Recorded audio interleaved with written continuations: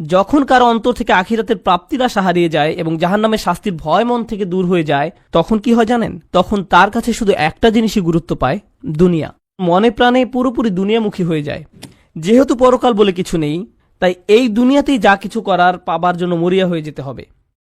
অর্থ, বিত্ত, সাফল্য, সম্পদ, জনপ্রিয়তা, বিনোদন, মৌজ মাস্তি, সব ধরনের ম্যাটেরিয়াল থিং যে কোনোভাবে যে কোনো পথে অর্জন করাটাই মুখ্য ব্যাপার হয়ে দাঁড়াবে। সে ভাববে দুনিয়া দিয়ে এইসব প্রাপ্তির ভিতরে রয়েছে সব আনন্দ এবং চূড়ান্ত মানসিক তৃপ্তি, মৌজ মাস্তি, সব ধরনের ম্যাটেরিয়াল থিং। তাই পরবর্তী ধাপটা হচ্ছে অগর্রাতকুমুল আমানিয়্যু, অলিক আশার পেছনে বিভ্রান্ত হয়েছে। সে মিথ্যা আশার পেছনে ছুটেছে এবং মনে করেছে পার্থিব অর্জন তাকে সুখী করবে। সে তার সম্পূর্ণ জীবন শুধু এই লক্ষ্যেই ব্যয় করেছে। সে মনে করেছিল এই সব কিছু তাকে তার লক্ষ্যে পৌঁছে দেবে। কারোর জন্য সেটা হয় পরবর্তী কোনো মুভি, কারোর জন্য কোনো খেলনা, কারোর জন্য নেক্সট স্মার্টফোন। যেমন কোনো স্টার ওয়ার মুভি বের হলে টিকিটের লাইনে হজের ভিসার লাইনের চেয়েও লম্বা লাইন হয়, কারণ তাকে এখনই এটা দেখতে হবে, এখনই এটা দেখতে হবে। যদি এখন না দেখা হয় জীবন তো তাহলে পুরাই ব্যর্থ। এখনই এটা দেখতে হবে। যদি মুক্তি পাওয়ার রাতে না দেখা হয় জীবনের তো তাহলে কোনো মূল্যই থাকে না। তাই এখনই দেখতে হবে। এরপর সে ভেবেছিল এই মুভি দেখলে তা হয়তো তাকে এক ধরনের মানসিক পরিপূর্ণতা দিবে, যা সে কোথাও পায়নি। হল থেকে বের হয়ে সে চোখ বড় বড় করে বলে, এটা দারুণ ছিল। পরক্ষণে আবার বিষণ্ণ হয়ে যাবে। নিজেকে প্রশ্ন করবে, এখন কি করব? আবার দেখব মুভিটা? এটা দারুণ ছিল।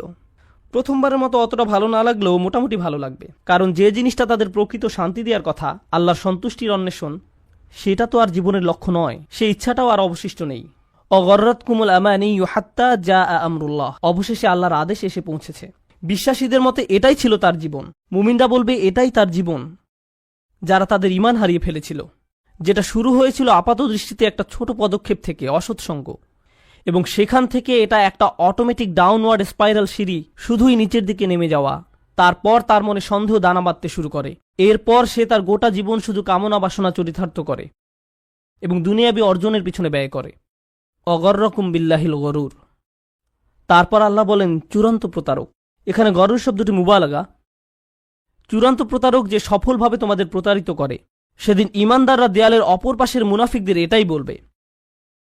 এটা একটা ভয়ানক দৃশ্য যা কোরআনে বর্ণিত হয়েছে। দেয়ালের এক পাশে দাঁড়িয়ে মুনাফিকরা ভাবছে কেন আমাদের অপর পাশে যেতে দেয়া হচ্ছে না, কেন তারা দেয়ালের ওই পারে আটকে গেছে। তখন দেয়ালের অপর পাশ থেকে বিশ্বাসী সাথীরা ধাপে ধাপে ধাপে বর্ণনা করবে কেন তারা দেয়ালের ওই পারে আটকে গেছে। আর কোরআনের এই বর্ণনাটি আপনার আমার জন্য আল্লাহর পক্ষ থেকে একটা উপহার। এটা একটা উপহার যে কিয়ামতের দিবসে সেই ভয়াবহ চিত্রটি এখানে তুলে ধরা হয়েছে। আমার এখন জানাই উত্তম, কারণ সেদিন আমি এই পরিস্থিতিতে পড়তে চাই না। তখন জেনে দিশেহারা, আতঙ্কিত, আশাহত হয়ে পড়তে চাই না। কেন আমি আল্লাহ প্রদত্ত ঈমান হারিয়ে ফেললাম? আপনারা যারা এখানে বসে আছেন, সকল ঈমানদারের অন্তরে আল্লাহ আলো দিয়েছেন। আল্লাহ আমাদের এটা দিয়েছেন। এখন প্রশ্ন হচ্ছে আমরা এই নূরকে অন্তরে ধারণ করতে পারছি কিনা। আমাদের নিজেদের দিকে তাকিয়ে দেখতে হবে আমরা কোথায় আছি। কেউ কেউ হয়তো অসৎ সঙ্গের ফিতনার সাথে জড়িয়ে আছি। হতে পারে আপনি মাত্র প্রথম ধাপে আছেন আর ভাবছেন যাক না আরও কিছুদিন। হয়তো এটা এমনও হতে পারে আপনি এখন শেষ ধাপে আছেন। তাই শুধু দুনিয়াবী জিনিসের মাঝেই আপনি চূড়ান্ত সাফল্য এবং মানসিক প্রশান্তি খুঁজে বেড়ান। এই আলো ছাড়া আমাদের যা কিছু অর্জন অথবা উপার্জন, শেষ বিচারের দিনে এই সব কিছু হবে মূল্যহীন। শেষ বিচারের দিনে এই সব কিছু হবে মূল্যহীন। তাই এই অনুচ্ছেদে আল্লাহ তাআলা এটাকে প্রথমে আলো হিসাবে বর্ণনা করেছেন। বিচার দিবসে এই আলোরই একমাত্র মূল্য থাকবে। তাই এই অনুচ্ছেদের প্রথমে আল্লাহ তাআলা এটাকে আলো হিসাবে বর্ণনা করেছেন। বিচার দিবসে এই আলোরই একমাত্র মূল্য থাকবে। কুরআনের আরেকটি সূরায় যেমন বলা হয়েছে, ইল্লামান আতাল্লাহা বিকলবিন সালিম, যে সুস্থ অন্তর নিয়ে তার রবের কাছে আসবে, যে অন্তর তাদের সম্মুখে আলোর দ্যুতি ছড়াবে। এই দুনিয়াতে আপনার আমার আর বাকি যা কিছু আছে সবই অর্থহীন। শেষ বিচারের দিনে আল্লাহর সামনে এর সবই গুরুত্বহীন। কিছুদিনের জন্য আমরা এইসব উপভোগ করতে পারি, কিন্তু যদি এর ফাঁদে আটকে যাই এবং আমাদের অন্তরের সব জায়গা দখল করে নেয়, অন্তরে আর কোনো জায়গা বাকি থাকবে না। আর তাই এর পরের আয়াতে আল্লাহ তাআলা বলছেন, ফালিয়াউমা লা ইউখাযু মিনকুম ফিদিয়াতুন ওয়ালা মিনাল্লাযীনা কাফারু মাওয়াকুমুন নার হিয়া মাওলাকুম ওয়া বিইসাল মাসির। আজকে তোমাদের কাছ থেকে কোনো মুক্তিপণ, কোনো ক্ষতিপূরণ গ্রহণ করা হবে না। কোনো কিছু বন্ধক দেওয়ার চেষ্টা করো না। আজকে ওই দরজাগুলোতে তোমাদের প্রবেশাধিকার নিষিদ্ধ। কোনো ধরনের জরিমানা বা মুক্তিপণ দিয়ে দরজাগুলোর ওই পাশে যাওয়ার কোনো সুযোগ নেই। তোমাদের থেকে নয়, কাফেরদের থেকেও নয়। এই আয়াতের ভীতিকর দিক হলো লা ইউখাযু মিনকুম ফিদিয়াতুন ওয়ালা মিনাল্লাযিনা কাফারু। আজকে তোমাদের এবং কাফেরদের একই পরিণতি। আপনি এবং কাফেররা আজ একই দলে পড়ে গেছেন। আমি তোমাদের নিকট থেকে কোনো মুক্তিপণ গ্রহণ করব না, কাফেরদের থেকেও নয়। তোমাদের সবার আবাসস্থল জাহান্নাম। কতই না নিকৃষ্ট এই প্রত্যাবর্তন স্থল। যারা নামাজের ব্যাপারে যত্নহীন, অবহেলাকারী, বেপরোয়া থেকে তারা কারা? যারা নামাজের ব্যাপারে যত্নহীন, অবহেলাকারী, তারা কারা? রাসূল সাল্লাল্লাহু আলাইহি ওয়াসাল্লামকে জিজ্ঞেস করা হলো। তিনি বললেন, যারা সালাতের ওয়াক্ত চলে গেলে সালাত আদায় করে। আমি সবকিছু একসাথে করে নিব, অথবা একেবারে শেষ সময় পর্যন্ত অপেক্ষা করব, শেষ মুহূর্তে, তারপর এটা করে নিব। অবহেলা, গরিমসি করতেই থাকে। নামাজের ছোট বড় প্রতিটা অংশে অবহেলা। আপনারা হয়তো জেনে থাকবেন, কোরআনে একটা আয়াত আছে, আসলে বিভিন্ন জায়গাতেই আছে, আপনাদের একটু ধারণা দেওয়ার জন্য, যে সালাত আসলে আল্লাহ সুবহানাহু ওয়া তাআলার কাছে ঠিক কতটা মূল্য বহন করে। সালাত আসলে কি? কোরআনের এক জায়গায় দেখা যায় আল্লাহ এবং মূসা আলাইহিস সালামের মধ্যে কথোপকথন চলছে। আল্লাহ তাআলা মূসার কাছে নিজেকে পরিচয় করিয়ে দিচ্ছেন। হ্যাঁ, আল্লাহ নিজেই। আল্লাহ কি বলছেন? ইন্নানি আনাল্লাহ, কোনো সন্দেহ নেই আমি আল্লাহ, ফাবুদনি, আমার ইবাদত করো, আমারই দাসত্ব করো, ওয়া আকিমিস সালাতা লিযিকরি, আর সালাত প্রতিষ্ঠা করো যাতে আমার কথা স্মরণে থাকে। এখন একটু ভেবে দেখুন, মূসা আলাইহিস সালাম এখানে আল্লাহর সাথে কথা বলছেন।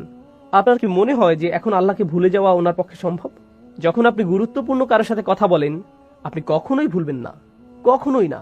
এরপর কারোর সাথে দেখা হলে আপনি বরং বলবেন, আরে জানো আমার কার সাথে সাক্ষাৎ হলো? জানো কি আমার বাসায় এসেছিল? এই জানো এইমাত্র কার সাথে কথা বললাম? যখন গুরুত্বপূর্ণ কারোর সাথে আপনার সাক্ষাৎ হয়, এটা আপনার মনে পুরোপুরি গেঁথে যায়। আর দেখা যায় পরবর্তীতে যার সাথে আপনার দেখা হচ্ছে, আপনি শুধু সেই বিশেষ সাক্ষাতের কথাই বলতে থাকেন। জানো কার সাথে আমার কথা হয়েছে? মানুষজন চিন্তায় পড়ে যায়, কার সাথে কথা হতে পারে? আল্লাহ আজ্জা জাল্লা। কিন্তু আল্লাহ বলছেন, না না না, এই স্মরণে কাজ হবে না। যদি আসলেই আমাকে স্মরণ করতে চাও, তোমাদেরকে সালাত প্রতিষ্ঠা করতে হবে। সেই আয়াতটি মনে আছে আপনাদের? ইন্না সালাতি ওয়া নুসুকি ওয়া মাহইয়ায়া ওয়া মামাতি লিল্লাহি রাব্বিল আলামিন। সাধারণ অনুবাদ করলে যার অর্থ দাঁড়ায়, সন্দেহ নেই আমার সালাত, আমার কুরবানি, আমার জীবন, আমার মরণ শুধুমাত্র বিশ্বজগতের পালনকর্তা আল্লাহর জন্য। জীবন মৃত্যু এগুলো অনেক বড় বিষয়, কিন্তু প্রথমে আসলো কি? সালাত। সালাত আল্লাহর জন্য। আমি ভাবছিলাম সালাত আসবে সবার শেষে। আমার জীবনই যখন আল্লাহর, সালাত তো জীবনেরই অংশ। কিন্তু না, সালাত প্রথমে, জীবন মরণ আসছে পরে। সুবহানাল্লাহ। দেখেছেন তাহলে সালাতের অবস্থান আল্লাহ তাআলার নিকট কোথায়? আর সূরা বাকারাতে আল্লাহ তাআলা সালাতকে সালাত না বলে বলেছেন ঈমান। হ্যাঁ, সালাত শব্দটির জায়গায় ব্যবহার করেছেন ঈমান। আল্লাহ তোমাদের ঈমান বৃথা নষ্ট করবেন না। ওমা কানা আল্লাহু লিইউদিয়া ঈমানাকুম। যখন কিবলা পরিবর্তিত হলো, বনী ইসরাইল এসে বলল, আহা, তোমাদের আগের সব নামাজ তাহলে বৃথা গেল। আল্লাহ বললেন, আল্লাহ কখনোই তোমাদের ঈমান বৃথা যেতে দিবেন না। এখানে কি নিয়ে আল্লাহ কথা বলছিলেন? সালাত। তাহলে যদি এটি আল্লাহর সাথে সম্পর্কিত হয়, আল্লাহর কাছে ঈমান আর সালাতের মধ্যে কোনো পার্থক্য নেই, কোনো পার্থক্য নেই। আর হ্যাঁ, ঈমান আসলে কিসের প্রতীক? ঈমান কোথায় থাকে? এটার জায়গা কোথায়? এটাকে আমাদের চোখে, হাতে, কানে, জিহ্বা কিংবা মনে থাকে? কোথায় থাকে ঈমান? আমাদের হৃদয়ে। একইভাবে আমাদের সালাতও হৃদয়েই। আর এই অপরাধীদেরও আছে সালাত, কিন্তু সেটা উপস্থিত নেই কোথায়? তাদের হৃদয়ে। এজন্যই বলা হচ্ছে গফলাতুন, সাহুন, অমনোযোগিতা, অবহেলা করা, পাত্তা না দেয়া, আবার কিছুই যায় আসে না এমন আচরণ। যখন কোনো কিছুর প্রতি আপনার গুরুত্ব থাকে না, কিছুর প্রতি আপনার আগ্রহ থাকে না, কোনো কিছুর প্রতি আগ্রহ হারানো, এই সমস্যার মূল কোথায়? হৃদয়ে। এটা তাদের প্রথম সমস্যা। সুবহানাল্লাহ। আল্লাহ আজ্জা ওয়া জাল্লা সালাতে এই ধরনের সাহু থেকে আমাদের নিরাপদ রাখুক। আচ্ছা, এখন এটা নিয়ে কথা বলার পর আল্লাহ আজ্জা ওয়া জাল্লা আরো বড় অপরাধের উল্লেখ করেছেন, আল্লাযীনা হুম ইরাউন। এই আয়াত নিয়ে আলোচনার আগে একটু বলতে চাই, ইমাম আশ-শাওকানী রাহিমাহুল্লাহর একটি উক্তি। এটা প্রথম যখন পড়েছিলাম আমার খারাপ লাগছিল আসলে। উক্তিটি হচ্ছে, আপনি যদি কখনো নামাজ পড়েন আবার কখনো নামাজ না পড়েন, তাহলে আপনি এই সাহিনদের অন্তর্ভুক্ত। আপনি নামাজের পূর্ব প্রস্তুতিমূলক কাজগুলোকে গুরুত্ব দেন না, আপনিও সাহুনের মধ্যে পড়েন। আপনি নামাজ পড়েন পাখির মতন, যেভাবে ঠুকরে ঠুকরে নুড়ি চঞ্চুতে নেয়। রাসূল সাল্লাল্লাহু আলাইহি সাল্লাম এভাবে সিজদার কথা উল্লেখ করেছেন। কিছু লোককে সিজদা করতে দেখে তারা ঠাস করে মাথা নোয়াতো, আবার দ্রুত মাথা তুলে ফেলতো। আর তারা নামাজ ওয়াক্তের একেবারে শেষ মুহূর্তের জন্য অপেক্ষা করত। এটাও সাহু, সাহুয়ার মধ্যে পড়ে। নামাজের ছোট বড় প্রতিটা অংশে অবহেলা। রুকুর জন্য এখনো পুরোপুরি মাথা নোয়ানোই হয়নি, সোজা হওয়ার সময় হয়ে গেছে। রুকু যদি একটু লম্বা সময় ধরে চলে, আপনার মনের মধ্যে কেমন একটা কষ্ট অনুভূত হয়, হঠাৎ আপনার ব্লাড প্রেশার বেড়ে যায়। তাই তাৎক্ষণিকভাবে অর্ধেক যাওয়ার আগেই আবার সোজা অবস্থানে ফিরে আসতে হয়। সিজদায় কপাল ছোঁয়ানোর পূর্বেই দ্রুত আগের সোজা পজিশনে ফিরে আসা হয়। এটাকে ইংরেজিতে মজা করে বলা হয় হিট অ্যান্ড রান। ধুম ধুম ধুম, আর নামাজ শেষ, যত তাড়াতাড়ি শেষ করা যায়। ব্যাপারটা এরকম আর কি। নামাজ অনেকটা বাধার মতো আপনার প্রতিদিনকার রুটিনে। অনেক জরুরি কাজ আপনাকে সম্পূর্ণ করতে হয়, নামাজটা শুধু মাঝখানে চলে আসে। আপনাকে এই নামাজের জন্যই সৃষ্টি করা হয়েছিল ভাই। আপনার জীবন মরণের উল্লেখের আগে আল্লাহ তাআলা সালাতের উল্লেখ করেছেন। সালাতের জন্যই আপনাকে বানানো হয়েছে। এটা আপনার জীবনের সবচেয়ে গুরুত্বপূর্ণ কাজ। নবী রাসূলদের প্রতি প্রথম আদেশ ছিল এটাই। আমরা মনে করি নবী রাসূল তো হচ্ছেন তারা যারা মানুষদের শুধু আল্লাহর পথে ডাকবেন। সূরাতুল মুদ্দাসসিরের থেকে আমাদের এই বুঝ, যাও মানুষদেরকে সতর্ক করো। কিন্তু সূরা মুদ্দাসসিরের আগে আসে সূরা মুজাম্মিল, আর সূরা মুজাম্মিলে প্রথমে রাসূল সাল্লাল্লাহু আলাইহি ওয়াসাল্লামকে কি করতে বলা হয়েছে? সালাত। কুমিল লাইলা ইল্লা কলিলা, আগে নামাজ পড়ে নাও, দাঁড়াও, তারপর মানুষদেরকে সতর্ক করবে। সুবহানাল্লাহ, সৃষ্টিকর্তা থেকে সে কেমন বিধান, যেটা আমরা পরোয়া না করে থাকতে পারি, অবহেলা অযত্নে পার করি। আল্লাহ বলেন সে তো এমন মানুষ, নামাজ পড়লো কি না পড়লো তাতে কিছুই যায় আসে না তার। পাঞ্জাবের ভাষায় বললে গাল্লি কই নেই, অর্থাৎ কোনো ব্যাপার না, এটা আর এমন কি, সব ঠিক আছে, এত বাড়াবাড়ি করার কি আছে এগুলো নিয়ে, আর এত শুধু মাগরিবের নামাজ, আরে ঠিক আছে, এখনো সময় আছে, সময় আছে তো। আর আপনি মনে মনে এভাবে বলতে থাকেন, নিজেকে বোঝাতে থাকেন। সুবহানাল্লাহ। যাই হোক, মুসলিমদের অন্ততপক্ষে তাদের প্রতিদিনকার কাজকর্ম, স্পেশালি তাদের সামাজিক কাজকর্মগুলো নামাজকে কেন্দ্র করে সাজানো উচিত। ইন্নাস সালাতা কানাত আলাল মুমিনিনা কিতাবাম মাওকুতা। কোনো সন্দেহ নেই সালাত বিশেষভাবে মুমিনদের ক্ষেত্রে এটা তো তাই যা তাদের নির্দিষ্ট সময় জুড়ে থাকে। ইন্নাস সালাতা কানাত আলাল মুমিনিনা কিতাবাম মাওকুতা। কোনো সন্দেহ নেই সালাত বিশেষভাবে মুমিনদের ক্ষেত্রে এটা তো এমনই যা তাদের নির্দিষ্ট সময় জুড়ে থাকে। এটাকে কেন্দ্র করে তাদের জীবন সাজানো হয়। আর আল্লাহ এখানে আল্লাযীনা আমানু বলেননি, তিনি বলেছেন আল মুমিনিন। আপনি যদি আসলেই বিশ্বাসী হন, অন্য সকল কিছু আসবে পরে, সালাত আসবে আগে। আপনি যদি হন শুধু আল্লাযীনা আমানু, যারা বাহ্যিক পরিচয় ইমানদার, আর হ্যাঁ এদের ভিতরে মুনাফিকরাও অন্তর্ভুক্ত কোরআনে, তাহলে হয়তো না। কিন্তু আপনি যদি তাদের মধ্যে গণ্য হতে চান যারা আসলেই বিশ্বাস করে, সালাতকে কেন্দ্র করেই আপনার বাকি কাজগুলো নির্ধারিত হবে, দিনের বাকি অংশ নির্ধারিত হবে। একটা বর্ণনা উল্লেখ করছি, পুরো বর্ণনাটি আপনারা তাফসীরে শাওকানিতে পাবেন। কাদের থেকে বর্ণিত হয়েছে তাই বলছি না, শুধু শেষের বর্ণনাকারীর নাম জেনে রাখুন। সাদ ইবনে আবি ওয়াক্কাস রাদিয়াল্লাহু তাআলা আনহু থেকে বর্ণিত, সাআলাতুন নবী সাল্লাল্লাহু আলাইহি ওয়াসাল্লাম আন কওলিহি ইন্নাল্লাযীনা হুম আন সালাতিহিম সাহুন। আর হ্যাঁ, এটা বাইহাকি রাহিমাহুল্লাহর সুনানেও আছে। কেউ কেউ বর্ণনাটির সত্যতা নিয়ে প্রশ্ন তুলেছেন, বাকিরা সহিহ বলে মেনে নেন। আর শাওকানি যারা সহিহ বলে তাদের দিকে ঝুঁকেছেন। আল্লাযীনা হুম আন সালাতিহিম সাহুন, রাসূলুল্লাহ সাল্লাল্লাহু আলাইহি ওয়াসাল্লামকে এই আয়াতের ব্যাপারে জিজ্ঞেস করা হয়েছিল, যারা নামাজের ব্যাপারে যত্নহীন, অবহেলাকারী, বেপরোয়া থেকে তারা কারা? যারা নামাজের ব্যাপারে যত্নহীন, অবহেলাকারী, তারা কারা? রাসূল সাল্লাল্লাহু আলাইহি ওয়াসাল্লামকে জিজ্ঞেস করা হলো। তিনি বললেন, যারা সালাতের ওয়াক্ত চলে গেলে সালাত আদায় করে।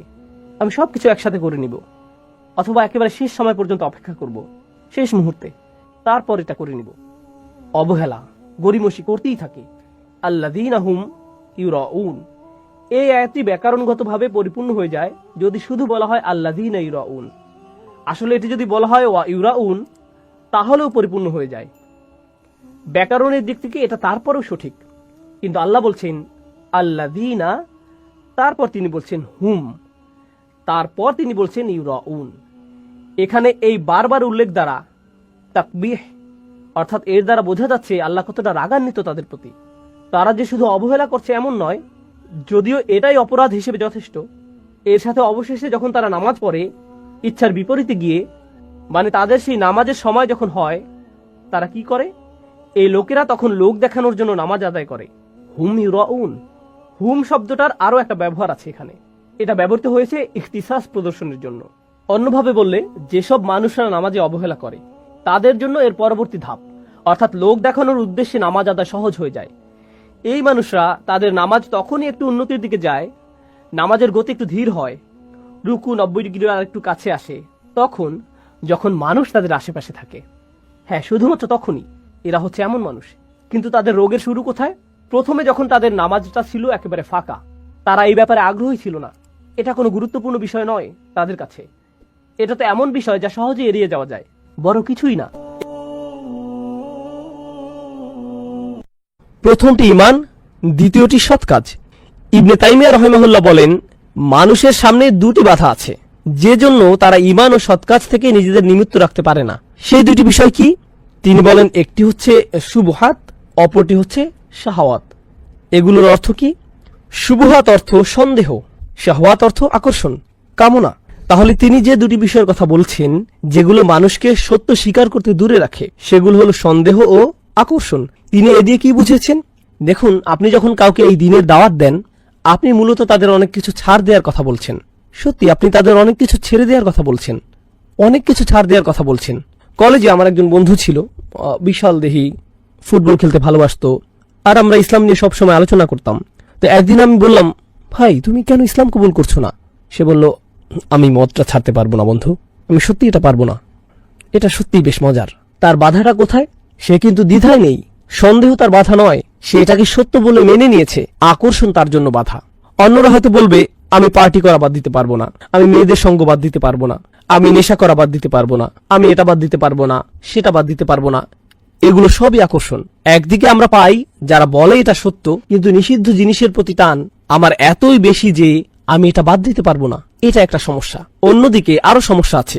এমন অনেকে আছে যারা আসলেই এর সত্যতার ব্যাপারে সন্দিহান, যারা আসলে এর সত্যতার ব্যাপারে সন্দিহান। তুমি কিভাবে জানলে যে তোমার ধর্মই একমাত্র সঠিক? আরো অনেক ধর্ম আছে, সেগুলো কি ভুল? সেই সব মানুষ কোথায় যাবে? তারা সবাই জাহান্নামে যাবে? এটাই তোমাদের বিশ্বাস? এটা আমি মানতে পারলাম না। আমি খুব বেশি চিন্তিত নই, কিভাবে এটা একমাত্র সঠিক পথ? আচ্ছা, যদি এটাই একমাত্র সঠিক পথ হয়ে থাকে, তাহলে কেন সবাই এটা মানছে না? এই ধরনের নানা প্রশ্ন তার মাথায় ঘুরতে থাকে। এভাবে তারা কিসের মধ্যে পড়ে যায়? সন্দেহে। এটাই হলো মানুষের সন্দেহের বাধা। এই দুইটির যে কোনো একটি অবশ্যই আপনাকে দিন থেকে দূরে রাখছে, এই দুইটির একটি। আর এখানে বলে রাখি, বেশিরভাগ মানুষের সমস্যা কিন্তু সন্দেহের নয়, বেশিরভাগ মানুষের সমস্যা হলো আকর্ষণ।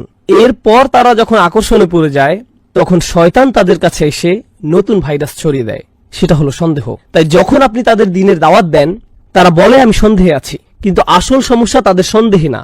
আসল সমস্যা কোথায়? আকর্ষণে। অন্যভাবে বললে, একটা হলো সাইকোলজিক্যাল সমস্যা, অপরটা হলো ইন্টেলেকচুয়াল সমস্যা। আপনি একে আত্মার সমস্যা বলতে পারেন, অন্তরের ব্যাধি। এটাই হলো আকর্ষণ। অন্যদিকে বুদ্ধিবৃত্তিক সমস্যা, মনের সমস্যা, এটা হচ্ছে সন্দেহ। বেশিরভাগ মানুষ বুদ্ধিবৃত্তিক সন্দেহের কারণ দেখায়, আসলে এটা সত্যি নয়, এটা আসলে বাইরের ঢাকনা, এটা খোলস। আসল সমস্যা হচ্ছে তাদের অন্তরে আকর্ষণ আছে, আর এই আকর্ষণ তারা ছাড়তে পারছে না। আর এটা তারা না ছাড়তে পেরে তারা সব ধরনের বুদ্ধিবৃত্তিক বাহানা দেয়। এমনকি আপনি যখন তাদের সব প্রশ্নের জবাব দেন, এতে সত্য উন্মোচিত হয়ে পড়ে, তারা না পেরে বলে, আমি পরিবর্তিত হতে চাই না, আমি এটা ছাড়তে চাই না।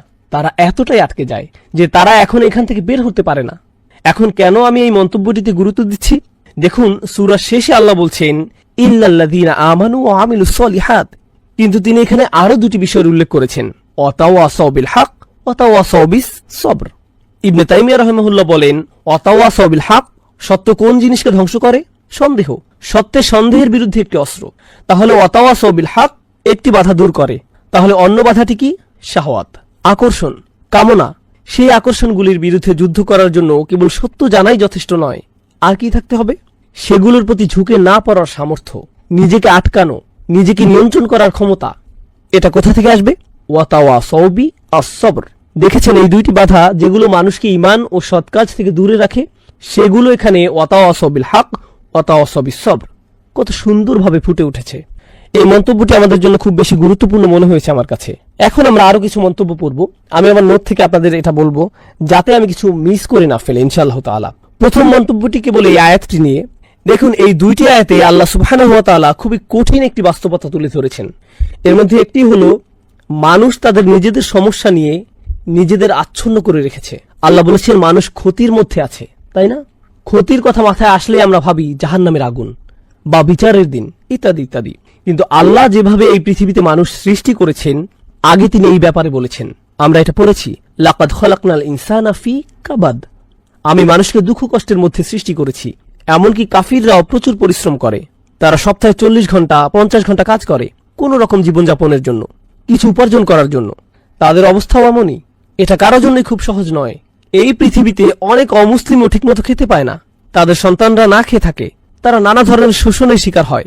এটা এমন নয় যে সব কাফিরদের জন্যই দুনিয়াটা জান্নাত, তারা দুনিয়াবী দিক থেকেও ক্ষতির মধ্যে আছে, তারা অনেক ধরনের সমস্যা আছে। কিন্তু আসল ব্যাপার কি জানেন, মানুষ যখন পুরোপুরি নিজেদের সমস্যায় নিজেদেরকে আচ্ছন্ন করে রাখে, তারা শুধুই নিজেদের কথা ভাবে, তখন তারা বৃহৎ ছবিতে নিজেদের দেখতে পায় না।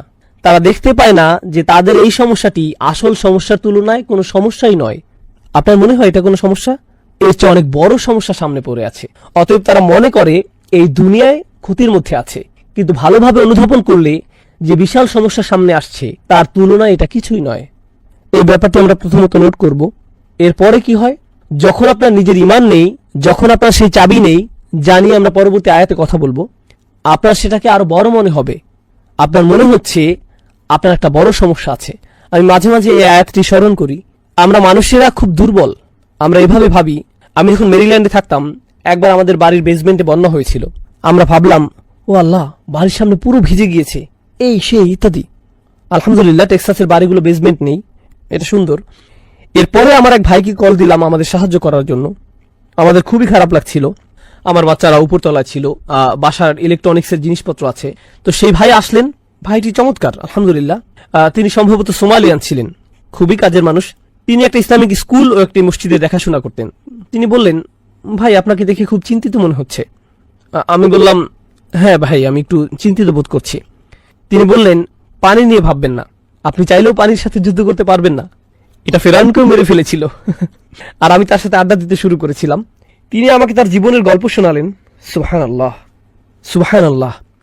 তার বয়স ছিল তখন মাত্র 5 বছর, যখন তার গ্রামে শত্রু আক্রমণ করেছিল। আর তিনি একটা খড়ের গাদার পেছনে একটা গাধার আড়ালে লুকিয়েছিলেন। তিনি সেই বাচ্চা বয়সে বাড়ি থেকে বেরিয়েছেন। তার পুরো পরিবারকে হত্যা করা হয়েছে। তিনি ছিলেন তার পরিবারের একমাত্র বেঁচে যাওয়া সদস্য। মাত্র 5 বছর বয়স থেকে তিনি একাই বেঁচে আছেন। তিনি একাই প্রায় আফ্রিকার অর্ধেকটা ঘুরে বেরিয়েছেন। তিনি ইথিওপিয়া গিয়েছেন, সেখান থেকে খালিজে পৌঁছেছেন। তিনি একজন আলেমের সাথে কাজ শুরু করেন, কিছুটা ব্যবসা বাণিজ্য শেখেন, নিজে একজন ইঞ্জিনিয়ার হয়ে ওঠেন। অসাধারণ গল্প। আর যখন আমি তার গল্প শুনলাম, আমার মনে হলো, ভাই, আমার কোনো সমস্যাই নেই। আপনি আপনার নিজের সমস্যায় ডুবে থাকেন, আপনার সেটাকে অনেক বড় মনে হয়। এটা হলো মানুষের জন্য আরেকটি ক্ষতি। মানুষ নিজেদের সমস্যার দিকে তাকালে বুঝতে পারবে না সে যে সমস্যায় আছে তা অন্যদের সমস্যার তুলনায় কিছুই না। তার মধ্যে আল্লাহর প্রতি কৃতজ্ঞতা বোধ কাজ করবে না। আর যখন এমনটি হবে, মানুষ যখন প্রচন্ডভাবে নিজেদের নিয়ে ব্যস্ত হয়ে পড়ে, তারা তাদের নিজেদের সমস্যা নিয়ে ব্যস্ত হয়ে পড়ে, তারা 3টি জিনিসের শিক্ষা থেকে বিমুখ হয়ে পড়ে। 3টি জিনিসের প্রতি আমি এখানে আলোকপাত করব। এর প্রথমটি হলো আল্লাহর সৃষ্টি থেকে পাওয়া শিক্ষা। তারা আল্লাহর সৃষ্টিগুলোকে চিহ্ন হিসেবে দেখে না, যা মানুষের জীবনের আসল উদ্দেশ্যের প্রতি স্মরণ করিয়ে দেয়। আপনার জীবনের আসল সমস্যাগুলো কি? টাকা পয়সার সমস্যা কোনো সমস্যাই না, স্বাস্থ্যগত সমস্যা কোনো সমস্যাই না, ইমানের সমস্যা আসলে অনেক বড় সমস্যা। তুলনা করতে চাইলে এটা অন্যান্য সমস্যার তুলনায় কোনো সমস্যাই না। আপনার হয়তো সামাজিক সমস্যা আছে, এটা কিছুই না। চাকরির সমস্যা কোনো সমস্যাই না। আমি শয়তানি করে বেড়াচ্ছি, নিজেকে বাঁচানোর জন্য আমাকে অবশ্যই ভালো কাজ করতে হবে। তুলনা করলে এটা অন্য সমস্যাগুলোর তুলনায় অনেক বড় সমস্যা। আর আল্লাহর আয়াত দেখে, আল্লাহর সৃষ্টি দেখে স্বাভাবিকভাবেই আপনার স্রষ্টার কথা মনে হতে হবে। আপনার মধ্যে কৃতজ্ঞতা বোধ জন্মাবে, আর আপনার জীবনের উদ্দেশ্যে স্মরণে আসবে। তারা এইসব সৃষ্টিকে একটা নিদর্শন হিসেবে দেখতে ব্যর্থ হয়। অন্যভাবে বললে তারা ইতিহাসের শিক্ষা নিতে জানে না। এটাই এই সূরায় বলা হয়েছে। যখন আল্লাহ বলেন ওয়াল আসর, আসর শব্দটি মনে করুন এমন সময় যা ফুরিয়ে যায়। আপনি যদি শুধু ইতিহাসের দিকে তাকান, দেখতে পাবেন কত শত মানুষ ব্যর্থ হয়ে চলে গিয়েছে। তাদেরও সফল হওয়ার জন্য সময় ছিল, আর তারা তাদের সময়ের সদ্ব্যবহার করেনি। তারা ব্যর্থ হয়েছে, মারা গিয়েছে, আর তাদের সুযোগ শেষ হয়ে গিয়েছে। এরপর নতুন প্রজন্ম এসেছে নতুন সুযোগ নিয়ে, তারাও একইভাবে তাদের সময় হারিয়েছে, তারাও মারা গিয়েছে। আর এখন আমার সময় এসেছে, আমার সুযোগ আছে, আমি কোনোভাবেই এমন ভুল করব না যা আগের মানুষেরা করেছিল। তাই আল্লাহ বলছেন, আগের জাতি তাদেরকে দেয়া সুযোগ হারিয়েছে। আল্লাহ এখানে বিগত সব ঐতিহাসিক ঘটনাবলী কেবল একটি শব্দ ওয়াল আসর এটা দিয়ে তুলে ধরেছেন। সেটি হলো যারা চূড়ান্ত ক্ষতির মধ্যে পড়েছে, তারা সবাই নিজেদের সময়ে সদ্ব্যবহার করতে ব্যর্থ হয়েছে। তারা দেরি করে ফেলেছে। মিন ক্বাবলি আন ইয়াতিয়া আযাবিন আলীম, কোন আযাব আসার আগেই সময়ের সদ্ব্যবহার করে নাও। আর সবশেষে ওহীর নিদর্শনের ব্যাপারে বলবো, যখন আপনি নিজের সমস্যার ব্যাপারে বেশি চিন্তিত, আপনি কোরআনের দিকে তাকাতে ভুলে যান। আপনি ওহীর প্রতি আগ্রহ হারিয়ে ফেলেন। আপনি রাসূলুল্লাহ সাল্লাল্লাহু আলাইহি ওয়াসাল্লামের নির্দেশের কথা ভুলে যান। আমি কিভাবে আমার জীবন পরিচালনা করব, আমি সামনে কোন দিকে যাব, কারণ তখন আপনি শুধুমাত্র আপনার নিজের ক্যারিয়ার নিয়ে ভাবেন। আপনি নিশ্চয়ই রাসূল সাল্লাল্লাহু আলাইহি ওয়াসাল্লাম থেকে কোনো ক্যারিয়ার টিপস বা প্রোগ্রামিং এর কোনো কথা শুনবেন না। আপনি কোরআন থেকে সেটা পাবেন না। কিন্তু আপনি যদি জানতে চান আমি কোথায় আমার সম্পদ খরচ করব, আমি কিভাবে আমার বাচ্চাদের বড় করব, প্রতিবেশীদের সাথে আমার কেমন আচরণ করা উচিত, বাবা মায়ের প্রতি আমার কি কর্তব্য রয়েছে, আপনি যদি এভাবে ভাবা শুরু করেন আমি কি কি ভালো কাজ করতে পারি, তাহলেই আপনি কোরআনের দিকে ফিরবেন, তাহলেই আপনি নবী করিম সাল্লাল্লাহু আলাইহি সাল্লামের দিকে ফিরবেন। সুতরাং এরকম নিজেদেরকে নিয়ে ব্যস্ত থাকা ব্যাপারটাই মানুষের জন্য একটা ক্ষতি। এরপর শাহ ওয়ালিউল্লাহ দেহলভী রাহিমাহুল্লাহর একটা অসাধারণ উক্তি আপনাদের সাথে শেয়ার করব। এটা সূরা আসরের ব্যাপারে। এই আয়াতে আসর শব্দটির সাথে মানুষের ক্ষতির সম্পর্ক নিয়ে শাহ ওয়ালিউল্লাহ দেহলভী রাহিমাহুল্লাহ কোরআনের কিছু আয়াতের জন্য একটা বিশেষ শব্দ ব্যবহার করেছেন। তিনি এটাকে বলেন আত-তাযকির বিআইয়ামিল্লাহ, আল্লাহর দিনগুলোর মাধ্যমে স্মরণ। আল্লাহর দিন কোনগুলো? যেদিন তিনি মানুষকে সৃষ্টি করেছেন, যেদিন তিনি নবীজি সাল্লাল্লাহু আলাইহি সাল্লামের উপর কোরআন নাজিল করেছেন, বদরের দিনটি, যেদিন নূহ আলাইহিস সালামের বিরোধীদের উপর বন্যা হয়েছিল, যেদিন পানি দ্বিখণ্ডিত হয়েছিল, যেদিন ফেরাউন ধ্বংস হয়েছিল, যেদিন মূসা আলাইহিস সালাম আল্লাহর সাথে কথা বলেছিলেন, ইত্যাদি ইত্যাদি। এগুলো হলো মানব ইতিহাসের অনন্য কিছু দিন, আর আল্লাহ এই দিনগুলোকে কোরআনে উল্লেখ করেছেন, তাই না? নিশ্চয়ই ভবিষ্যতে এমন আরো অসাধারণ কিছু হতে যাচ্ছে, বিচারের দিন, যেদিন বিশ্বাসীরা তাদের স্রষ্টাকে দেখতে পাবে। এগুলো হলো সময়ের মধ্যে কিছু গুরুত্বপূর্ণ সময়। আর ওয়াল আসর বলার মাধ্যমে এবং সেই সতর্কবাণী থেকে বাঁচার উপায় হলো আমরা যদি শুধু সেই দিনগুলো স্মরণ করি, আর সেগুলোই আমাদের নিজেদের বাঁচানোর জন্য যথেষ্ট হবে, সবকিছু ঠিক রাখার জন্য যথেষ্ট হবে। এটাই ছিল শাহ ওয়ালিউল্লাহ দেহলভী রাহিমাহুল্লাহর মন্তব্য। আর সবশেষে হাবিবউদ্দিন ফারাহির একটা চমৎকার মন্তব্য পড়তে চাই। তিনি বলেন, এই সূরার অন্যতম একটা শিক্ষা হলো মানুষ যখন কোথাও ঘুরতে যায়, আপনি হয়তো কোনো ঐতিহাসিক জায়গায় গেলেন, মানুষ চীনের মহাপ্রাচীর দেখতে যায়, অথবা রোমের কোনো প্রাচীন নিদর্শন দেখতে যায়, কিংবা আলজেরিয়ায় রোমান সাম্রাজ্যের সেই অসাধারণ দুর্গ ও জাহাজ দেখতে যায়। মানুষ এগুলো দেখতে যায়, সেখানে গিয়ে তারা হাসি মুখে এগুলোর সাথে ছবি তুলে। কিন্তু এইসব নিদর্শন আসলে কিসের চিহ্ন? এগুলো ধ্বংস হওয়া জাতির চিহ্ন। কোন কবর হলো একজন মানুষের মৃত্যুর চিহ্ন, কিন্তু সেই স্মৃতিচিহ্নগুলো একটি জাতির মৃত্যুর চিহ্ন। চিন্তা করে দেখুন, এগুলো হলো একটি পুরো জাতির কবর। সুতরাং আপনি যখন এগুলো দেখতে যান, আপনার স্মরণ করা উচিত কিভাবে এই লোকগুলো তাদের সময়কে কাজে লাগায়নি, আর তাদের সময় চলে গিয়েছে।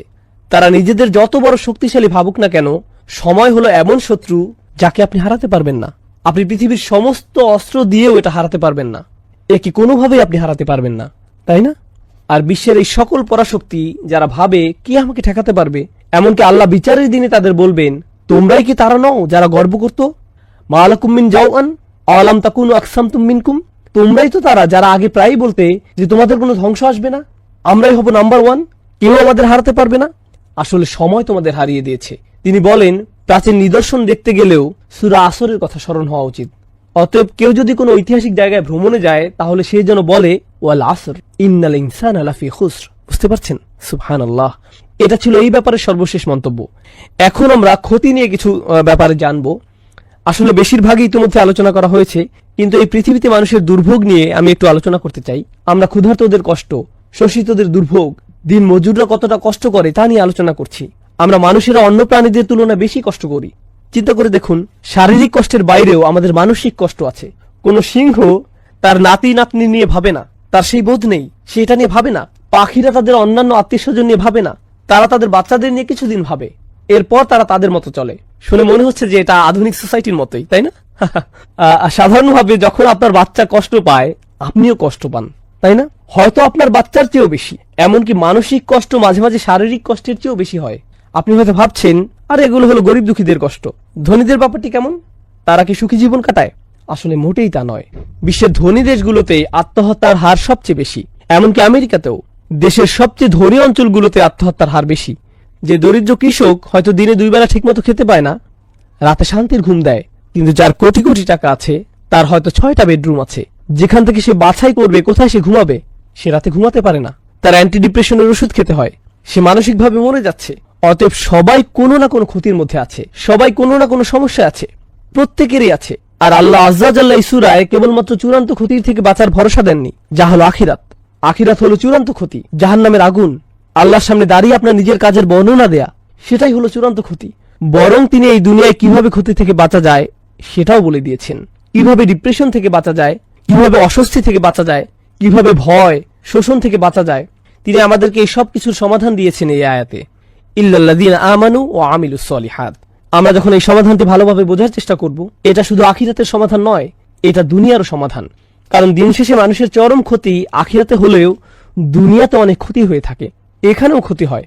আর আল্লাহ তাআলা এই অনন্য সূরাটিতে দুটি সমাধানই একসাথে দিয়েছেন। আল্লাহ তাআলা বলেন, ইয়া আইয়ুহাল ইনসান ইন্নাকা কাদিহুন ইলা রাব্বিকা কাদহান ফামুলাকিহ। অসাধারণ আয়াত। ও হে ভুলমনা মানুষ, তুমি ধীরে ধীরে এগিয়ে যাচ্ছ, তুমি ক্রমশই এগিয়ে যাচ্ছ। তুমি এটা পছন্দ করো বা না করো, তুমি ক্রমশই আল্লাহর দিকে এগিয়ে যাচ্ছ, আর তুমি অবশ্যই তার সাথে সাক্ষাৎ করবে। তুমি যাই ভাবো না কেন, তুমি এর কোনো প্রস্তুতি নিয়েছো বা নাওনি, তুমি গুরুত্ব দাও বা না দাও, তুমি এটা শুনতে চাও কিংবা না চাও, প্রতি মুহূর্তে তুমি তার সাথে দেখা করার দিকে এক ধাপ করে এগিয়ে যাচ্ছ। প্রতিটি দিন পার হচ্ছে আর তুমি তার সাথে দেখা করার জন্য একটু একটু করে এগিয়ে যাচ্ছ। তুমি পাপের মধ্যে তোমার জীবন কাটাতে পারো, পার্টি করে তোমার সময় কাটাতে পারো, যেন কোনো আগামীকাল নেই। আসলে আগামীকাল বলে কিছু আছে এবং সেটা আসছে, আর তখন তুমি তার সাথে দেখা করবে। অতএব এটাই হলো সেই অসাধারণ শিক্ষা যা এই সূরায় অন্তর্নিহিত আছে। এখন আমি আপনাদের এই দুইটিকে একত্রিত করে বলবো। একটি হলো দুনিয়ার ক্ষতি, অপরটি হলো আখিরাতের ক্ষতি। এই দুনিয়া হয়তো কেউ বলবে, ভাই আমার যদি একটা ভালো চাকরি থাকতো, আমার যদি গাড়ি থাকতো, আমি যদি এই মেয়েটিকে বিয়ে করতে পারতাম, আমার যদি এটা থাকতো, আমার যদি সেটা থাকতো, আমার যদি এই সমস্যা না থাকতো, আমার যদি সেই সমস্যা না থাকতো। আর আখিরাতে কি হবে? ইয়া লাইতানি কুনতু তুরাবা, হায় আমি যদি ময়লা হতাম। আপনি কি অবস্থাটা বুঝতে পারছেন? সুবহানাল্লাহ। আপনি কি মনে করেন এই দুনিয়ার সমস্যাগুলো অনেক বড়? বিশাল বড় সমস্যা আসছে। সুবহানাল্লাহ। আপনি যদি মানুষের এই ক্ষতি অনুধাবন করতে পারেন, তাহলে আপনি ইন্নাল ইনসানা লাফি খুসর এটা অনুধাবন করতে পারবেন। এখন আমরা এই সূরার শেষ আয়াতটি পড়ব ইনশাআল্লাহ তাআলা। মনে রাখবেন এই সব কিছু আসলে একটি বাক্য। এই পুরো সূরাটি আল আসর ইন্নাল ইনসানা লাফি খুসর ইল্লাল্লাযীনা আমানু ওয়া আমিলুস সলিহাত ওয়া তাওয়াসাউ বিল হক ওয়া তাওয়াসাউ বিস সবর। ভাষাগতভাবে এটি আসলে একটি বিবরণ, একটি আলোচনা, এগুলো বিচ্ছিন্ন নয়। আমরা এতক্ষণ যে ব্যতিক্রমী গুণগুলো নিয়ে আলোচনা করেছি, এমন মানুষ সবসময় সংখ্যায় কম হয়, আর এই ব্যতিক্রমী গুণগুলো যাদের মধ্যে থাকে না, এরা সবসময় সংখ্যায় বেশি থাকে। অন্যভাবে বললে, যারা ক্ষতির মধ্যে আছে এরাই সংখ্যায় বেশি, আর যারা সফল মানুষ তাদের সংখ্যা কম। সমাজের আরেকটা ব্যাপার আমাদের জানা প্রয়োজন। আসলে এভাবেই পৃথিবী চলে। বেশিরভাগ মানুষ ভালো মন্দ নির্ধারণ করে, বেশিরভাগ মানুষ সমাজের গতি প্রকৃতি ঠিক করে, বেশিরভাগ সমাজের আদর্শ রূপ নির্ধারণ করে। মনোবিজ্ঞানে স্বাভাবিক আচরণকে কিভাবে ব্যাখ্যা করা হয় জানেন? স্বাভাবিক আচরণ তাকে বলা হয় যা সবাই করে, আর অস্বাভাবিক আচরণ বলা হয় তাকে যা অন্যরা করে না। অন্যভাবে বললে, সবাই একদিকে গাড়ি চালাচ্ছে আর আপনি অন্যদিকে গাড়ি চালাচ্ছেন, আপনি ভুল করছেন। অস্বাভাবিক আচরণ। ধর্মীয়ভাবে বিষয়টি মোটেও এমন নয়। আপনি এমন একটি সমাজে থাকেন যেখানে সবাই কিছু কাজ একভাবে করে। আপনি হয়তো চাকরিতে গেলেন, সেখানে সবাই কিছু কাজ করে, কিন্তু আপনি মুসলিম হলে আপনি সেই কাজগুলো করতে পারবেন না। তাহলে এবার ভাবুন, তারা আপনাকে কিভাবে নেবে? শুধু মুসলিম নয়, বরং অদ্ভুত, অস্বাভাবিক। আপনি মিশতে পারছেন না। এই লোকটি একটু কেমন যেন, রুমের কোনায় গিয়ে লোকটি কি করছে? সেই সব খাবার খাচ্ছে না কেন? কি মজাদার খাবার এগুলো। সে চলে গেল, সে কেন পার্টিতে আসলো না? সে কেন সেই মেয়েটিকে এড়িয়ে গেল? সে কেন এরকম করে? তারা এটা বুঝতে পারে না, তারা মনে করে এটা অদ্ভুত। আর বলে রাখি, যখন আপনাকে প্রতিনিয়ত অদ্ভুত হিসেবে দেখা হয়, আপনার উপরে এর প্রভাব পড়ে। আমি তো অদ্ভুত হয়ে থাকতে চাই না, আমি চাই না আমাকে এভাবে দেখা হোক। তখন কি হয় ভাবতে পারেন? যদিও বেশিরভাগ মানুষই ক্ষতির মধ্যে আছে, আপনিই ছিলেন সফলতার মধ্যে, তারা আপনাকে বুঝিয়ে ফেলে যে আপনি আসলে ক্ষতির মধ্যে জীবনযাপন করছেন। আপনার আসলে বাকিদের মতো হওয়া উচিত। তারা আপনাকে মানসিকভাবে বুঝিয়ে দেয়, ভাই এভাবে থাকাটা কঠিন হয়ে যাচ্ছে, তুমি এভাবে থাকতে পারবে না। এখানে সবাই যার যার জীবন উপভোগ করছে, আমি কেন এই অদ্ভুত জীবনযাপন করছি? তাহলে সমস্যাটা শুধু ঈমান আনাতেই সীমাবদ্ধ নয়, বেশিরভাগ মানুষই ক্ষতির মধ্যে আছে, এটাও আমাদের জানা প্রয়োজন। কারণ বেশিরভাগ মানুষের একটা শক্তি আছে। আমার শিক্ষক মাঝে মধ্যে স্রোতের অনুকূলে সাঁতার কাটার একটা উদাহরণ দিতেন। সকল মাছ একদিকে যাচ্ছে, অপরদিকে একটা বা দুইটা মাছ স্রোতের প্রতিকূলে যাওয়ার চেষ্টা করছে। স্বাভাবিকভাবেই যে কেউ দেখলে এটাকে পাগলামি বলবে, আরে ভাই অনুকূলে যাও, সবাই একদিকে যাচ্ছে, তুমি কেন অন্যদিকে যাচ্ছ? এটা কঠিন, এটা কঠিন থেকে কঠিনতর হতে থাকবে, এটা বাড়তেই থাকবে। সুবহানাল্লাহ। এটাই হলো এই সমাজে মানুষের উদাহরণ। পুরো সমাজের মানুষই ক্ষতির দিকে যাত্রা করছে, আর আমাদের দায়িত্বটা খুবই গুরুত্ববহ। কারণ আপনি যদি এমন একটি সমাজে থাকেন যেখানে ইসলাম যেভাবে চর্চা করা উচিত সেভাবে চর্চা করা হয়, যদি এমন হয়, বলে রাখি যা বিশ্বের বেশিরভাগ জায়গাতেই হয় না, এমন কাল্পনিক চিন্তা করবেন না যে আমি একটা মুসলিম দেশে যাব, সেটা খুব সুন্দর হবে। বাস্তবতায় আসুন, মুসলিম দেশগুলোতে কি হয় আমাদের জানা উচিত। যদি এমন হয়, আর ইনশাআল্লাহ তাআলা এমনটাই হবে, আল্লাহ আমাদের দিনকে প্রতিষ্ঠিত করবেন। আপনি যদি এমন কোন সমাজে বাস করতেন, তখন আল্লাহর আনুগত্য করাটা সহজ হতো, কারণ সমাজের বেশিরভাগ মানুষ এটা করত। তখন কেবল আপনি করতে পারতেন তাই নয়, এটা করাটা আপনার জন্য সহজ হতো। কিন্তু এই সমাজে আল্লাহর আনুগত্য করাটা অপেক্ষাকৃত কঠিন, কারণ বেশিরভাগ মানুষ আল্লাহর নাফরমানি করছে। সমাজ আল্লাহর অবাধ্যতায় লিপ্ত। এমনকি হয়তো এটা শুধু সমাজেই নয়, হয়তো এটা আপনার পরিবারের ক্ষেত্রেও সত্য। আপনার পরিবারের বেশিরভাগ মানুষ হয়তো ক্ষতির দিকে এগিয়ে যাচ্ছে, আর আপনি নিজেকে সেখান থেকে বাঁচাতে চাইছেন। তারা হয়তো বলবে, তুমি কেন দিন দিন একটা অপদার্থে পরিণত হচ্ছ। উল্টো হয়ে তারাই আপনাকে ব্যর্থ বলবে। কিছুটা হাস্যকর, কারণ আসলে তারাই ব্যর্থতার দিকে যাত্রা করছে। সুবহানাল্লাহ। এটা একটা অসামান্য চিত্র যার প্রতি আমাদের নজর দেওয়া উচিত, যা এই আয়াতে ব্যতিক্রম হিসেবে তুলে ধরা হয়েছে। ইল্লাল্লাযীনা আমানু ওয়া আমিলুস সলিহাত ওয়া তাওয়াসাউ বিল হক ওয়া তাওয়াসাউ বিস সবর। এই ব্যাপারে প্রথমেই যা বলবো তা হলো, যখন আল্লাহ মানুষের কোনো ক্ষতির কথা বলেন সেখানে একবচন ব্যবহার করা হয়, আল ইনসান। যদিও শুরুতে সব মানুষ নিয়ে আলোচনা করা হয়েছে, আমরা এর আগে দায়িত্বের ব্যাপ্তি নিয়ে আলোচনা করেছি, সেখানেও একবচন ব্যবহৃত হয়েছে। এর অর্থ কি জানেন? দিন শেষে আপনি ভাবতে পারেন আপনি সমাজের অনুসরণ করছেন, আপনি সমাজের অনেককে আপনার সাথে পাবেন, আপনার পরিবার আপনার সাথে আছে, আপনার গোত্র আপনার সাথে আছে, আপনার দেশ আপনার সাথে আছে, কিন্তু যখন আপনার কোনো ভুলের ক্ষতিপূরণ দিতে হবে কেউই আপনার সাথে থাকবে না, আপনি নিজেই এর ক্ষতিপূরণ দিবেন। মানুষ সমাজ অনুসরণ করে, কিন্তু যখন সময় আসবে অতাকাত্তাআত বিহিমুল আসবাব, সকল সুসম্পর্ক শেষ হয়ে যাবে। কিন্তু ব্যতিক্রমের কথা যদি ভাবেন, কিন্তু আল্লাহ বলেননি ইল্লাল্লাযীনা আমানা ওয়া আমিলা সলিহা ওয়া আমিলা সলিহা ওয়া তাওয়াসাউ বিল হক ওয়া তাওয়াসাউ বিস সবর। না, তিনি এখানে একবচন ব্যবহার করেননি, তিনি এখানে বহুবচন ব্যবহার করেছেন। এখানে বহুবচন ব্যবহার করেছেন, তাহলে আমাদের অবশ্যই একবচন থেকে বহুবচনের পার্থক্য বুঝতে হবে। আমরা এই থেকে যা বুঝতে পারি তা হলো, এই সামান্য কিছু মানুষ যারা সমাজের আর 10 জনের মতো নয়, তারা স্রোতের প্রতিকূলে চলে, তাদের বাঁচার একমাত্র উপায় হলো তাদেরকে একত্রিত হতে হবে, একসাথে মিলতে হবে। তারা আলাদা হতে পারবে না। এটা এমন পাতার মতো যা গাছ থেকে বিচ্ছিন্ন হলে মরে যায়। তাদেরকে অবশ্যই উম্মার সাথে একত্রিত হতে হবে। উম্মার একতা, বিশ্বাসীদের এর সাথে লেগে থাকে আমাদের বাঁচার উপায়, যা এই আয়াতে ফুটে উঠেছে। কারণ এখানে বহুবচন ব্যবহৃত হয়েছে। ঈমান এমন কোনো বিষয় নয় যা আপনি একা একা ধরে রাখতে পারবেন। ঈমান ভালো মানুষের সাহচর্য উন্নত হয় মনে করিয়ে দেওয়ার মাধ্যমে, কোনো উপদেশের মাধ্যমে, জামাতে নামাজ আদায় করার মাধ্যমে এটা উন্নত হয়। এগুলো সবই ঈমান তাজা করে, কারণ এগুলো আমরা একসাথে করি, এগুলো সবাই মিলে করি। তাই আমিলু এখানে শব্দটি খুবই চমৎকার। আল্লাহ তাআলা ব্যতিক্রমী গুণগুলো বহুবচনের মাধ্যমে বলেছেন। হয়তো আপনার মনে হতে পারে ঈমান হলো ব্যক্তিগত বিষয়। আচ্ছা, ভালো কাজ হয়তো আমরা একসাথে করতে পারি, তাওয়াসাউ বিল হক তাওয়াসাউ বিস সবর, এগুলো তো অন্য মানুষের সহায়তা লাগে, কিন্তু ঈমান তো ব্যক্তিগত বিষয়। কিন্তু এমন কি ঈমানকেও আল্লাহ তাআলা সামষ্টিক কাজ বলেছেন। এ থেকে আমরা যা বুঝতে পারলাম, আপনি যদি মনে করেন আপনার ঈমান আছে আর আপনার সমাজের কোনো কর্তব্য নেই, মসজিদের জন্য কর্তব্য নেই, আপনি মসজিদের ইমামের কাছ থেকে প্রতিদিন বয়ান শুনেন না, আপনার আশেপাশে ভালো পরামর্শ দেওয়ার মতো ভাই বা বোন নেই, তাহলে আপনার অবশ্যই ঈমানের ঘাটতি দেখা দিবে। আর যারা মসজিদ থেকে নিজেকে বিচ্ছিন্ন করে রাখেন, আপনি নিজেই এটা টের পাবেন, হায় আমার ভালো লাগছে না, আমার মসজিদে যাওয়া উচিত। এটা কিন্তু শুধু নামাজের জন্য না, আপনি হয়তো বাসায়ও নামাজ পড়েন, এটা হলো বিশ্বাসীদের সাহচর্য পাওয়ার জন্য। তারা একে অপরকে স্মরণ করিয়ে দেয়, তারা একসাথে নিজেদের ঈমান ভালো রাখে। দিন শেখার ক্ষেত্রেও এমনটি হওয়া উচিত। আপনি যদি বসে একটি আলোচনা শোনেন, আপনি হয়তো উপকৃত হবেন, কিন্তু যখন ভাই বোন মিলে একসাথে শুনবেন, এটা আসলে বেশি উপকার দেয়, এটা ঈমানকে বেশি তাজা করে। আপনি যদি দেখেন অনেক মানুষ একসাথে কোনো প্রোগ্রামে জমায়েত হয়েছে, এটাই একটা অনেক বড় প্রেরণা। ভাই, আমার এমন জায়গায় আরো বেশি আসা উচিত। আপনি হয়তো সেখানে কাউকে চেনেনও না ঠিক মতো। লা ইলাহা ইল্লাল্লাহর একটা শক্তি আছে যেটা একে অপরকে মিলিয়ে দেয় আর শক্তি সঞ্চয় করে। এমন ভালোবাসা আর সহমর্মিতা আমাদের থাকা উচিত। তাহলে এটা হলো এক বচন থেকে বহু বচনে যাওয়ার ব্যাপারটি। এখানে আরেকটি লক্ষণীয় ব্যাপার হলো ইল্লাল্লাযীনা আমানু। আল্লাহ আযজা ওয়া জাল্লা এই আয়াতে ঈমানের কোনো যোগ্যতার কথা বলেননি।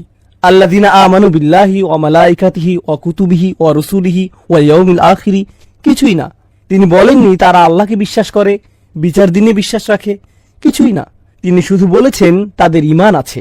এরা কারা? এটা কেমন ঈমান?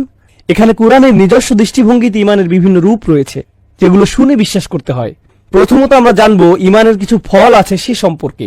শুধুমাত্র ঈমানের ফলগুলো নিয়ে আপনি কিভাবে জানবেন যে আপনার ঈমানের স্বাদ কেমন লাগতে পারে? মূলত ঈমানের ফল হচ্ছে প্রশান্তি অনুভব করা। এর অন্তর হলো প্রশান্তি। আমরা পড়েছি যে মানুষ ক্ষতির মধ্যে ডুবে আছে। মানুষের কি কি ধরনের ক্ষতি হতে পারে? স্বাস্থ্যের ক্ষতি, সম্পদের ক্ষতি, প্রিয়জনকে হারানো, তাই না? এই দুনিয়ায় এই জাতীয় ক্ষতিই মানুষ সম্মুখীন হয়, অস্বস্তি লাগা। কিন্তু আপনার যদি ঈমান থাকে, তখন আপনি জানেন যে এই দুনিয়াটা চিরস্থায়ী নয়, এই দুনিয়াটা হলো ক্ষণস্থায়ী। আর আল্লাহ তাআলা আখিরাতে যা রেখেছেন তার তুলনায় এই দুনিয়াটা কিছুই না। মাতাউদ দুনিয়া ফিল আখিরাতি ইল্লা কলিল। না, আসলে হায়াতুদ দুনিয়া, এটা হবে মাতাউল হায়াতুদ দুনিয়া ফিল আখিরাতি ইল্লা কলিল। এটা সূরা তাওবায় আছে। তিনি বলেন, এই দুনিয়ায় কি এমন আছে আখিরাতের তুলনায় এর কার্যকারিতা কতটুকু? খুবই সামান্য। আপনি যদি সত্যি সত্যি এটা বিশ্বাস করেন, আপনার যদি এতে ঈমান থাকে, আপনার যদি ফামা উতিতুম মিন শাইইন ফামাতাউল হায়াতুদ দুনিয়া এতে ঈমান থাকে, আপনাকে যাই দেয়া হোক না কেন সেটা দুনিয়াবী জিনিস। এই আয়াতটিতে আল্লাহ বলেন, তোমার যা আছে না, তোমাকে যা দেয়া হয়েছে, ফামা উতিতুম, তোমাকে যা দেয়া হয়েছে। আপনাকে যখন কোনো কিছু দেয়া হয় যা আসলে আপনার নিজের নয়, এটা আসলে যে আপনাকে এটা দিয়েছে তার। সুতরাং যখন এটা আপনার কাছ থেকে নিয়ে নেওয়া হয়, আপনি বলেন, আসলে এটা তো আমার শুরু থেকেই ছিল না, কারণ তিনি আমাকে এটা দিয়েছিলেন, তার এটা নিয়ে নেওয়ার অধিকার আছে। যখন এটা আপনার নিজের আর সেটা হারিয়ে ফেলেন, আপনি বলেন, ভাই আমি বিশ্বাস করতে পারছি না যে আমি আমার টাকা হারিয়ে ফেলেছি, আমার বাড়ি, আমার গাড়ি, আমার বাচ্চা, আমার স্ত্রী। কিন্তু যদি আপনি অনুধাবন করতে পারেন এই সবই আপনাকে দেয়া হয়েছিল, এগুলো সবই আপনাকে দেয়া নিয়ামত, যখন এগুলো আপনার কাছ থেকে নিয়ে নেওয়া হয়, এমনকি যখন আমাদেরকেই নিয়ে নেওয়া হয়, আমরা কি বলি? আমরা বলি ইন্না লিল্লাহি ওয়া ইন্না ইলাইহি রাজিউন। নিশ্চয়ই আমরা আল্লাহর। আমরা কিভাবে নিজেদের বলে দাবি করি, যেখানে আমরা নিজেরাই আল্লাহর, আমরা নিজেরাই তার কাছে ফিরে যাব? বিশ্বাসীদের মনোভাব পরিবর্তিত হয়। আমি আপনাদের ইমানের কেবল ছোট একটি দিক তুলে ধরেছি, কারণ আমরা বলেছি ইমানের বেশ কয়েকটি দিক আছে, হয়তো সামনে আমরা সেগুলো নিয়ে আলোচনা করব, কিন্তু অন্তত ইমানের ফলগুলো নিয়ে আমি আলোচনা করতে চাই। প্রথম ফল হচ্ছে প্রশান্তি। আপনি আপনার স্ত্রীর সাথে প্রশান্তি অনুভব করেন। আপনি গরিব হন বা ধনী, আপনি অসুস্থ হন বা স্বাস্থ্যবান, আপনি তরুণ হন বা বয়স্ক, আপনার যদি ঈমান থাকে আপনার প্রশান্তি থাকবে। আপনি নিজের সাথে প্রশান্তি অনুভব করবেন, আপনি আল্লাহর সাথে প্রশান্তি অনুভব করবেন। আর বলে রাখি, বেশিরভাগ মানুষই এটা উপভোগ করে না, বেশিরভাগ মানুষই শান্তিতে নেই, এরা শান্তি খুঁজে বেড়ায়। আপনি কি মনে করেন যে মানুষ কেন একটা মুভি দেখা শেষ করে সাথে সাথে আরেকটা নিয়ে বসে? তারা প্রশান্তি পেতে চায়, আনন্দ, মজা, তাদের অন্তরটা একটু শান্তি পেতে চায়। কেন তারা একটা গাড়ি কিনে আরেকটার পেছনে ছোটে, একটা বাড়ি কিনে আরেকটার পেছনে ছোটে? আমরা এমন কেন করি? কারণ আমাদের অন্তর শান্ত নয়। কিন্তু আল্লাহ বলেন, আলা বিযিকরিল্লাহি তাতমাইন্নাল কুলুব, আল্লাহর স্মরণের মাধ্যমেই অন্তরগুলো প্রশান্ত হয়, শান্ত হয়। এটাই হলো ঈমানের আসল ফল। আর যখন আপনার এটা আছে, আপনার কোনো ক্ষতি নেই, কোনো ক্ষতি নয়। আরেকটি বাস্তব জীবনের উদাহরণ দিচ্ছি, এরপর আমরা সামনে আগাবো ইনশাআল্লাহ তাআলা। যে ঘটনাটি বলছি এটা আমার একটা বন্ধুর ঘটনা। সে নিউ অরলিন্সে থাকে। আমার এই বন্ধুটির বড় একটা গাড়ির ব্যবসা ছিল, তার দোকানে বেশ দামি গাড়ি ছিল। সে মুসলিম পরিবারের। তার এই সকল গাড়ির জন্য সে নগদ টাকা নিত, ব্যাংকের ঝামেলা সে পড়তে চায়নি। জার্মান গাড়ি, দামি জাপানি গাড়ি। তার দোকানটা পাম গাছে ঘেরা খুব সুন্দর একটা জায়গায় ছিল।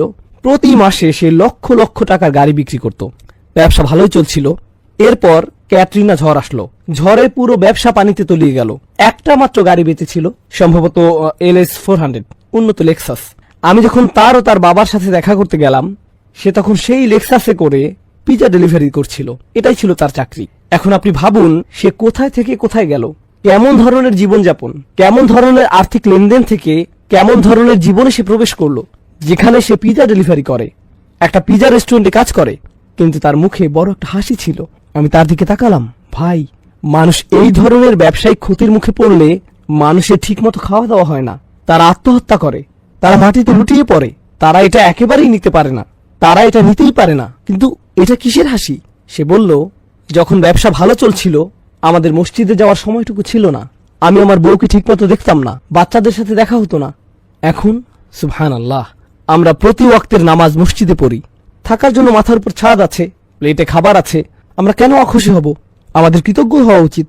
সুবহানাল্লাহ, ঈমান থাকলে এটা কোনো ক্ষতিই না, এই ধরনের ক্ষতিও কোনো ক্ষতি না। কিন্তু আপনার যদি ঈমান না থাকে তাহলে এটা একটা ক্ষতি। এরপর আপনি পড়ে যাবেন, আপনি বাঁচতে চাইবেন না। মানুষ আত্মহত্যা করতে চায় কারণ সে এই মেয়েকে বিয়ে করতে চায়, কিন্তু সে তো অন্য একজনকে বিয়ে করেছে। এরপর সে ব্রিজ থেকে লাফ দেয়। সত্যিকারের ঘটনা, 90-এর দশকে নিউ ইয়র্কে ঘটেছিল। একজন এক মেয়েকে বিয়ে করতে চেয়েছিল, সে অন্য একজনকে বিয়ে করে, ফলে সে ব্রুকলিন ব্রিজ থেকে লাফ দিয়ে আত্মহত্যা করে, নিজেকে শেষ করে দেয়। খুবই দুঃখজনক ঘটনা। কখন এমনটি ঘটে? যখন আপনি আল্লাহ ছাড়া অন্য কিছুকে প্রাধান্য দেন। আর আল্লাহকে প্রাধান্য দিলে আপনার অন্তরে প্রশান্তি আসবে। আর এটা ততক্ষণ আসবে না যতক্ষণ আপনার ঈমান নেই। এটা ক্ষতি থেকে বাঁচিয়ে দিবে। ইল্লাল্লাযীনা আমানু, এটাই প্রথম বিষয়। এরপর আল্লাহ বলেন, ওয়া আমিলুস সলিহাত। আমি যেভাবে আমার নোটটি সাজিয়েছি, আমি প্রথমে কঠিন শব্দগুলো নিয়ে বলবো আর সাথে কিছু মন্তব্য যোগ করব, এরপর পুরো আয়াতে প্রকাশ করব এবং শিক্ষাগুলো নিয়ে আলোচনা করব। তবে শুরুতে আমরা এর শব্দগুলো নিয়ে আলোচনা করি। ওয়া আমিলু। আমল শব্দটি আরবিতে ফেইলের সমার্থক। একটি হলো আমল, অপরটি হলো ফেল। আমল হলো সচেতনভাবে করা কোনো কাজ, কিন্তু ফেইল অসচেতনভাবে করা কোনো কাজ। উদাহরণস্বরূপ, আমি এখন শ্বাস নিচ্ছি, এটা আমল নয়, ফেইল। আমি হাঁটছি, এটা ফেইল হতে পারে, কারণ আমি প্রতি কদমে এটা নিয়ে ভাবছি না। আপনি হাঁটতে গেলে বলেন না, হে সামনে আগাই, আপনি এটা করেন না। এটা বলতে গেলে অসচেতন ভাবেই করা কাজ। যখন আপনি চোখ খোলেন, সেটা কোনো আমল নয়, সেটা ফেল। কিন্তু যখন আপনি কারোর সাথে কথা বলেন, যখন আপনি কাজে যান, যখন আপনি গাড়ি চালান, যখন আপনি প্রয়োজনীয় জিনিসপত্র কেনেন, এগুলো সবই আমল, কারণ এগুলো সবই সজ্ঞানে সচেতন ভাবে করা কাজ। আপনি এটা নিয়ে ভেবেছেন, তারপর করেছেন। সুতরাং এখানে আল্লাহ আজ্জা ওয়া জাল্লা আমাদের বুঝিয়েছেন আমাদের প্রত্যেকটি কাজের জন্য জবাব দিতে হবে যা আমরা সচেতন ভাবে করি, কারণ এগুলোই হলো আমাদের আচরণ।